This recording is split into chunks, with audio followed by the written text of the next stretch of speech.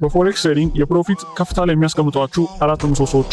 አንደኛ ስትራቴጂ፣ የማርኬት ዳታዎችን የምታውቁበት፣ ቴክኒካሊ ቻርቶችን አይታችሁ ማርኬቱን መገመት የሚያስችላችሁ፣ ሃይ ታይም ፍሬም ላይ ዳይሬክሽኖችን፣ ሎው ታይም ፍሬም ላይ ደግሞ ኢንትሪዎችን የምትፈልጉበትና የስቶፕ ሉዝ እና የቴክ ፕሮፊት ህጎችን ለማውጣት የሚረዳችሁ ነው።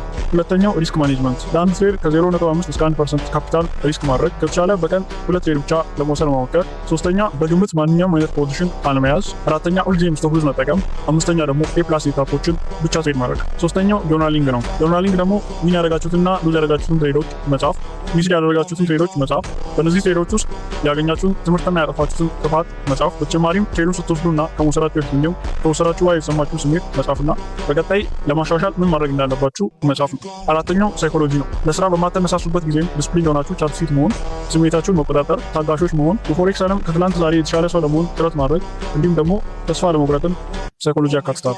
እነዚህን አራት ምሰሶች ማስተር ለማድረግ እየጣሩ ካሉ ትሬደሮች ጋር ትሬድ ማድረግ የምትፈልጉ ከሆነ ቴሌግራም ቻናላችን ይቀላቀሉ። ሊንኩን በወሬ ታገኙታላችሁ።